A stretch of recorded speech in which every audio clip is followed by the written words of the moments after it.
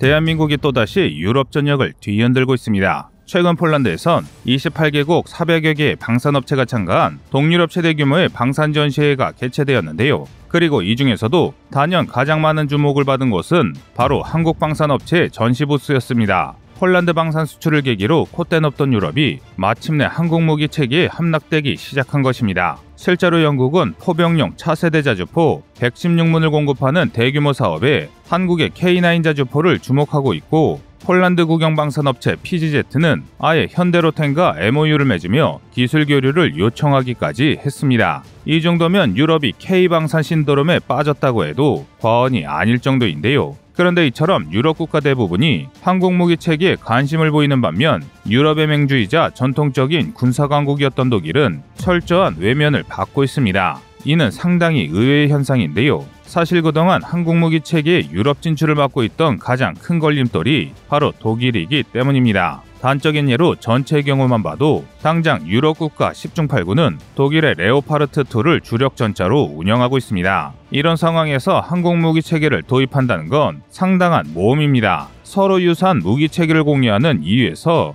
혼자만 다른 무기 체계를 사용한다는 건 유사시 군수 지원을 어렵게 만드는 약점이기 때문인데요. 더군다나 레오파르트 2는 독일의 군사기술력이 집대성된 명품 그 자체인 전체입니다. 그러니 유럽 국가들 입장에서는 어차피 외국에서 전차를 도입해야 한다면 레오파르트2가 아닌 다른 전차를 굳이 도입할 필요가 없었던 것입니다. 하지만 최근 우크라이나 전쟁을 계기로 독일의 역대급 사기 행각이 알려지면서 독일 무기 체계 몰락이 시작되고 있습니다. 독일은 우크라이나 전쟁 초기였던 지난 4월 폴란드에게 우크라이나를 위해 전차를 지원해주면 그로 인한 전력 공백을 독일산 전차로 메워주겠다고 공언했는데요. 유럽의 맹주를 자처하는 처지에 우크라이나를 나몰라라 할 수 없었고, 그렇다고 대놓고 무기를 지원하자니 러시아 눈치가 보여서 선택한 궁여지책이었습니다. 그리고 때마침 전력 강화를 꿈꾸던 폴란드는 독일의 약속을 철석같이 믿고 주력으로 사용하던 T-72 전차를 무려 200대 이상이나 우크라이나에 지원했습니다. 하지만 결론적으로 말하면 독일의 약속은 지켜지지 않았습니다. 실제로 독일이 약속한 대로 폴란드에 제공한 레오파르트 2A4 전차는 현재까지 고작 20여 대 불과했고, 그조차도 수리하는 데만 1년 이상 걸릴 정도로 엉망인 상태였습니다. 즉 자신들만 면피하고자 되지도 않는 약속을 해 죽어도 욕먹을 짓을 한 건데요. 오죽하면 폴란드 외무차관이 독일의 약속은 사기로 판명났다라며 강도 높은 비난을 가할 정도였습니다. 게다가 독일의 공수표 남발은 여기서 끝이 아니었습니다. 독일에서 가장 권위 있는 일간지 FAG에 따르면 독일은 체코, 슬로바키아, 슬로베니아 등과의 대체 전차 수송 계획도 약속한 지 3개월이 지났지만 아직 합의조차 이루어지지 않았다라고 보도했습니다. 심지어 독일은 그리스에도 우크라이나에 장갑차를 제공해주면 독일제 장갑차로 대체해주겠다고 큰소리쳤지만 이 또한 지켜지지 않았습니다. 이러니 유럽 국가들이 독일이라면 치를 떨 수밖에 없게 된 것도 당연한데요. 그런데 사실 알고 보면 독일은 애초에 약속을 지킬 형편이 못 됐습니다. 사실 독일 무기 체계가 그토록 고가였던 것도 성능이 뛰어난 이유보다는 생산량이 워낙 떨어지다 보니 도저히 규모의 경제를 실현할 수 없는 탓이 컸습니다. 오죽하면 독일 육군 총소령관 입에서 독일 연방군은 파산 상태라는 푸념이 나올 정도인데요. 실제로 군사대국이라는 허울에 가려져 있을 뿐이지 현재 독일의 국방력 수준은 처참하다 못해 안쓰러운 수준입니다. 일례로 나토 훈련에 참여한 독일 육군의 복서장갑차 31%는 무장으로 탑재할 기관총 자체가 없어서 빗자루에 검은 칠을 해 기관총인 척 장갑차에 올려놓고 훈련에 참여해야 했습니다.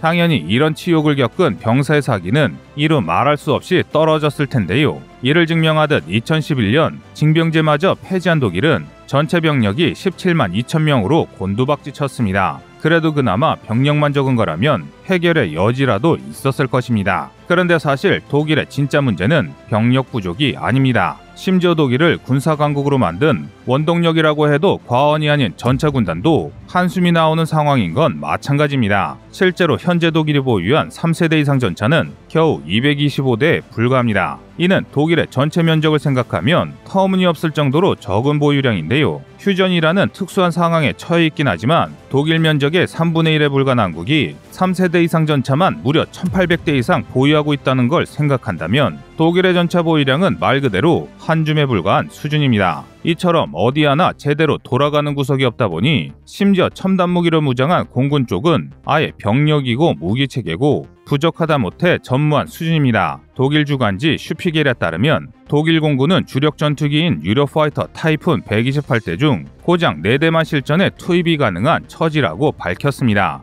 심지어 이 4대조차도 탑젤 공대공 미사일이 부족한 게 현실이라고 보도했는데요. 이 정도면 기가 차서 말이 안 나올 정도입니다. 사실 독일이 이런 상황에 처한 건 새롭고 뛰어난 무기체계를 개발할 기술력은 보유했지만 무기체계를 생산하고 유지하는 설비를 갖추는 것은 등한시했기 때문입니다. 한순간의 평화에 젖어 무기체계라는 건 마땅한 후속 지원이 없이는 그저 돈 먹는 하마에 불과하다는 사실을 간과한 건데요. 그리고 이런 상황에서 독일에 완전히 질려버린 폴란드가 동아줄로 선택한 게 바로 한국이라는 숨겨진 금강이었습니다. 지금 유럽이 독일의 대안으로 대한민국을 주목하는 것만 봐도 알 수 있듯이 우리는 아주 오래전부터 이 두 가지 분야 모두에서 세계 최고 수준의 실력을 보유하고 있었습니다. 애초에 우리 군 자체가 항상 전력 공백의 두려움을 안고 있다고 해도 무리가 아닐 정도인데요. 그도 그렇게 대한민국은 휴전국가이며 우리가 개발하는 무기들은 다른 나라들의 무기 체계와 달리 전면정을 산정하고 극악의 열악한 환경을 견디며 언제고 사용할 수 있도록 개발됐습니다. 또한 대부분의 무기 체계를 국산화하는 게 우리 군 당국의 제일 목표입니다.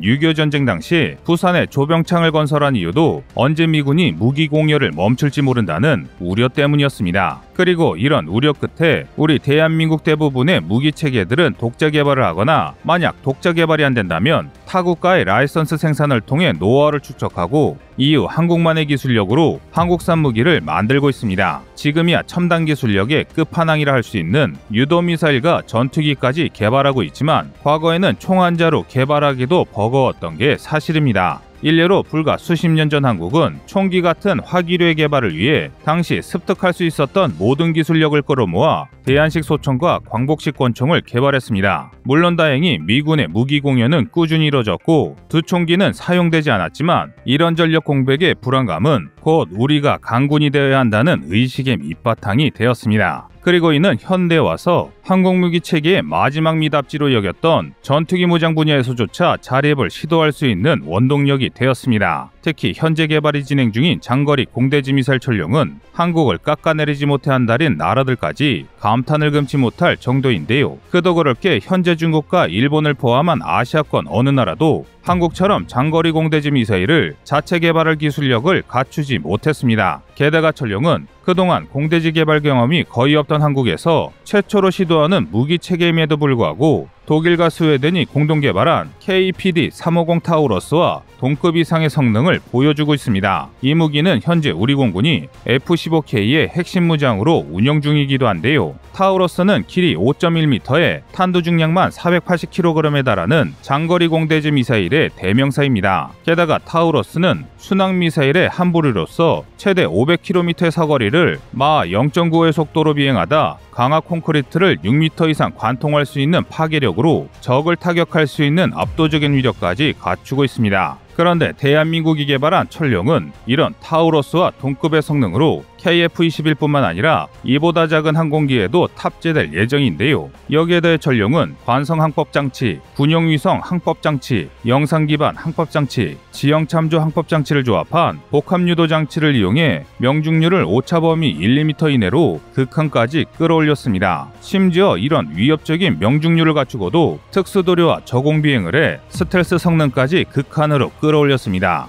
이 정도면 도저히 장거리 공대지 미사일을 처음 개발한 나라에서 정말 만든 게 맞나 싶을 정도인데요. 그런데 이와 별개로 천룡은 다른 장거리 공대지 미사일에 비해 독보적으로 뛰어난 점이 하나 있습니다. 바로 발사 속도입니다. 천룡을 포함한 대부분의 장거리 지대공 미사일인 순항 미사일은 대부분 음속을 넘지 못하는데요. 앞서 말한 타우러스는 말할 것도 없고 미군이 사용하는 AGM-158 제즘도 기본형의 최대 사거리가 370km, 사거리 연장형의 최대 사거리는 무려 900km에 달하지만 속도는 시속 800km대에 불과합니다. 이런 물리적 한계에서 천룡이 다른 지대공 미사일에 비해 독보적인 것은 바로 비행을 위해 연료를 주입한 상태로도 최대 10년간 장기 보관할 수 있다는 것입니다. 이것이 왜 천령의 독보적인 장점이냐 하면 전투기가 공대지 미사일을 탑재할 만큼 급박한 상황에서 천령은 별다른 준비 과정 없이 그저 KF-21에 탑재하고 바로 출격할 수 있기 때문입니다. 반면 독일과 스웨덴의 타우러스나 미국의 제즘은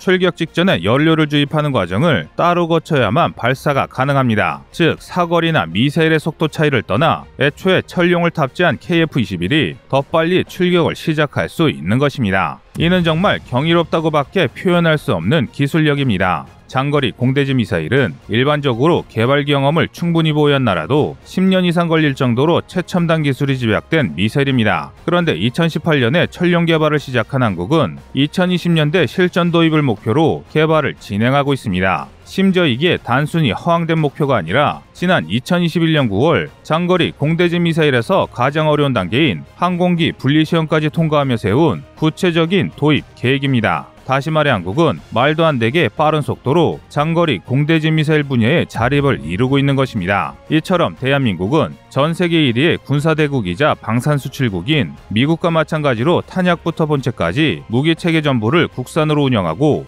이에 더해 하나의 패키지로 판매하는 단계까지 올라서고 있습니다. 이는 그동안 대한민국이 착실하게 쌓아올린 연구개발의 노력이 마침내 꽃을 피운 것이라 할 수 있을 텐데요. 이처럼 현재 대한민국은 매해 새로운 무기체계 개발이라는 대명제 아래 가장 어렵다는 국산화까지 추진하고 있습니다. 그런데 여기서 다른 나라들이 한국의 능력에 감탄하는 이유가 이런 시스템으로 무기를 개발하는 나라는 거의 없고 심지어 이 두 가지를 모두 성공한 나라는 지구상에 한 손에 꼽을 정도로 매우 희박하다는 것입니다. 부디 이 성과가 계속 이어져 대한민국 자주 국방의 튼튼한 초석으로 마련되길 바라겠습니다. 이상 꺼리투브의 두 번째 미션이었습니다.